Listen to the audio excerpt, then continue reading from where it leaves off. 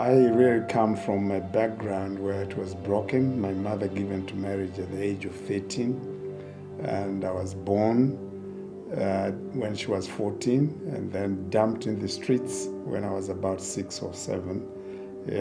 Started living under a bridge as a small boy, and I became a drug addict at an early age of my life, and stabbed someone with a knife at the age of about 13. Joined the freedom fighters in Zimbabwe, and it was from there that I had to shout, "There's no God, there's no God." Communism was the only answer. The hatred for a white man began when I was so small, when I saw them beating my father. So this day when I was given this bomb to go and plant it, I had that passion to go and kill as many white people as I could. As we walked towards the bank, we saw this big, massive tent by the roadside. And it so happened that it was from South Africa. And anything from South Africa to us was a taboo because of the white people, the way they tortured black people. And there were about 2,000-3,000 people inside singing praises to God. But we got there, and I said, surround the tent in twos, every corner. And when I blow the whistle at 7 o'clock, throw the bombs inside, and I want every person inside to die. If one person escapes, I'll give you a gift of a bullet in your head. He said, okay, Steve, we'll do that. I said, well, since we've got 5 minutes, maybe let's go inside for 2 minutes only to look at the people we're about to kill. So we went inside with our weapons in the paper bags, sat right at the last bench at the entrance, like it was left for us. They were singing choruses, but my friends, we started singing out of tune to disturb the meeting. And one preacher came and touched my shoulder and said, please boys, keep quiet. And I pulled out my knife. I said, preacher, if you ever touch me, I'll kill you right now. And he left me. And all my gang turned towards me with shock of their life. And I said, what? Because they were surprised that I warned this preacher.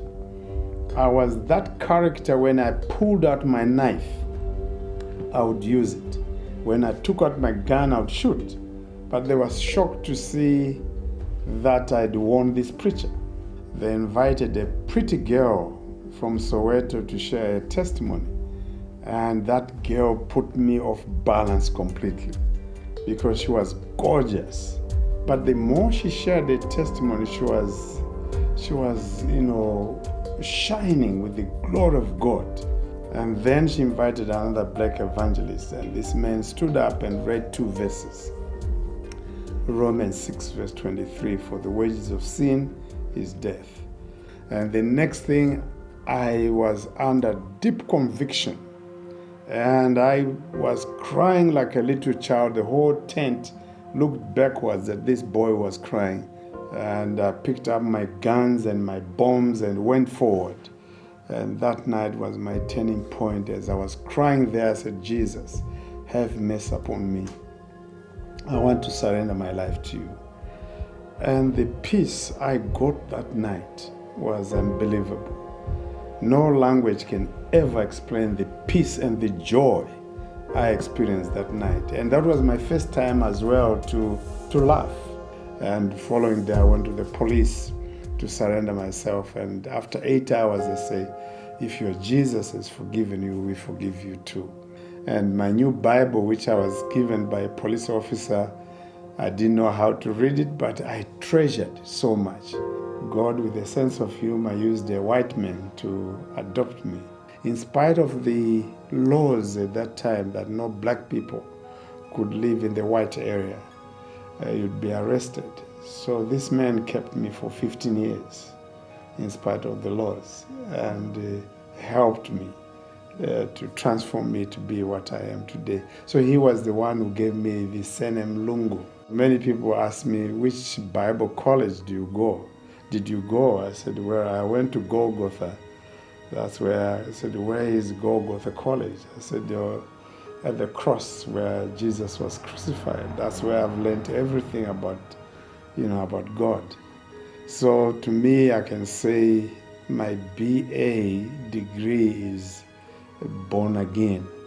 God has taken me around the globe, preaching the gospel, meeting, presidents of different countries. They invite me, pay for my ticket, and preached around the United States, almost every state. 2 years ago, I was preaching at Pentagon to the CIA intelligence. They said, "You are the first black man to preach here."